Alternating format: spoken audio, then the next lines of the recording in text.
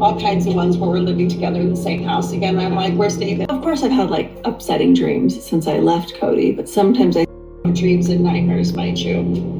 All kinds of ones where we're living together in the same house again. I'm like, where's David? Of course, I've had upsetting dreams since I left Kody, but sometimes I still dream that I'm with him. It's hard. It's not anything. I don't want to relive the past. People are like, would you do it all over again? I'm like, not going to answer that question because I just move on. This is a dream catcher. I bought this in Flagstaff, so it's two-part. One is to leave Flagstaff behind because I still have trauma over Flagstaff. It is Wednesday, February 5th, 2025. I hope you're having a wonderful day. I recently figured something out regarding Janelle giving money to Kody and Robyn for their house. I never quite understood why she, along with Mary, did this. Now, I believe I have a clear understanding of how Kody was able to avoid the gift letter related to the sale of Janelle's home. Janelle admitted in a video I showed yesterday that she had a joint bank account with Kody.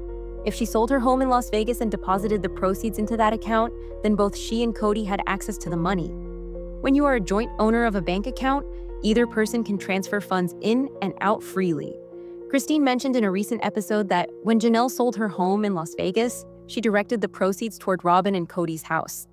I always wondered how they bypassed making it look like a loan or a gift letter. Now I think I understand. Since Kody had access to the joint account, he might have transferred the money into the family account. If his name was on multiple accounts, he could have used various loopholes to evade accountability. But the real question remains, why would Janelle allow that? It wasn't his money. He was never on the title of Janelle's house. She qualified for the mortgage herself and made all of her own payments. Legally, only she was entitled to the proceeds from the sale. If she chose to share a joint account with Kody, that was unwise. Perhaps she was naive, ignorant, or simply too trusting. I believe this all relates to capital gains taxes. That's why I keep wondering, where is the IRS? Why aren't they auditing Kody? If you examined Kody's tax records, you might uncover evidence of money laundering, financial manipulation, and tax dodging. For 2 decades, they operated with a combined pool of money to support whoever needed it. Janelle took a long time to break free from that mindset. She genuinely believed that by contributing to Robyn's house, her time would eventually come. Her turn, Christine's, or Mary's. But that never happened. When Janelle sold her home in Vegas in the spring of 2019, she had a limited period to reinvest the proceeds into another property to avoid capital gains taxes. If you own a home for more than 2 years and live in it for that time, you can avoid capital gains tax by reinvesting the proceeds into another property. Capital gains tax is applied to the difference between what you paid for the home and what you sold it for. If you made $300,000 on a sale, you'd owe a percentage of that to the government as income from an investment. Since capital gains taxes are high, many people reinvest the money into a new property. Janelle was renting at the time, and so was Robyn.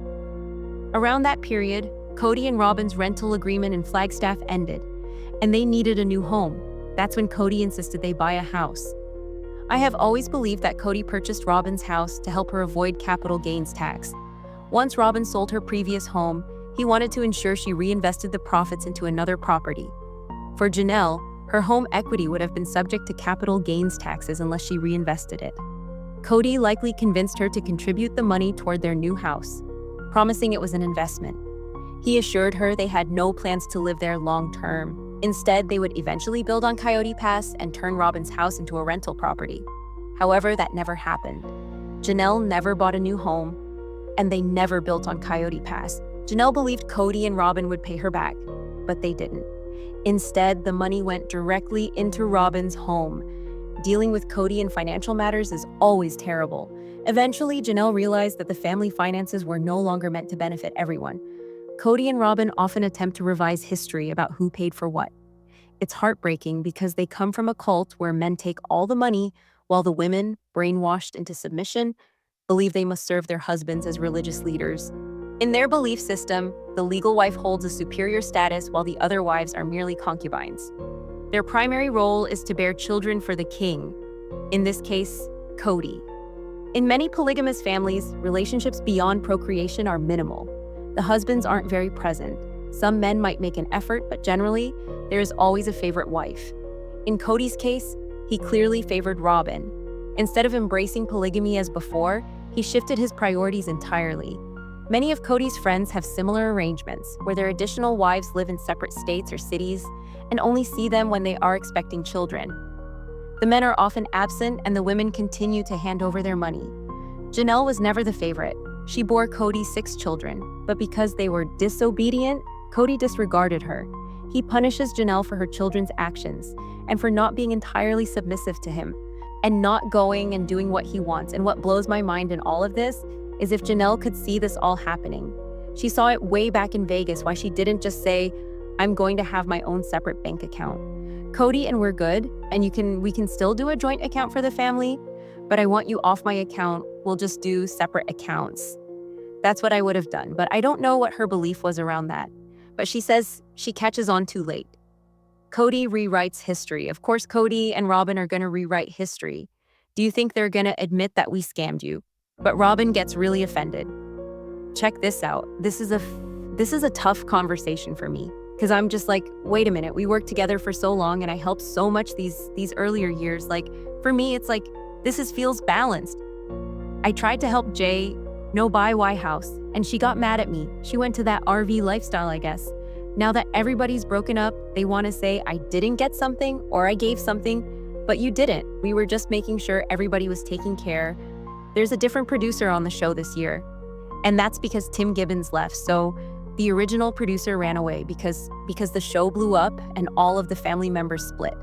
And Tim's point of view when he brought this whole thing together was that his goal was to show that polygamy worked, and now that it proves it doesn't, he's running away with his tail between his legs. And instead of the original show creator being the end of the show, he walked away from the business. He removed himself from Pea Puddle Monkey and his business partner Chris P took over, and the questions that are asked this year, I feel like are a little bit more pointed. Tim was a lot more sensitive to Kody, and I think Kody was able to manipulate Tim better. And it's obvious to me that Kody gets agitated when he's asked questions about the money and doesn't like to be put in his place about the ripping off CU. I'm sure they're being asked about these allegations because if you're ethical, and I'm not saying any of these producers are, but if you're an ethical person and you have people that are sitting there telling you that these people are stealing, the logical producer would then, if you're putting together a documentary, would want to have the ability to have that person respond to those claims. And Kody's response and Robyn's response after being confronted about stealing is, Robyn says, I think it's fair because I contributed so much, which is hysterical. Robyn came into the family. I'll just give you, if you want the TLDR and you're new here, Robyn came into the family. She had over $35,000 worth of debt. She had 3 kids and she was unemployed. The family absorbed her debt in order to qualify for the homes that they bought in Vegas. They had to work with a credit specialist because her credit was terrible, and she had multiple lawsuits out against her for charge-offs and for judgments for non-payment on credit cards. Janelle was frustrated way back then because she was like, Robyn is N working. She's not contributing.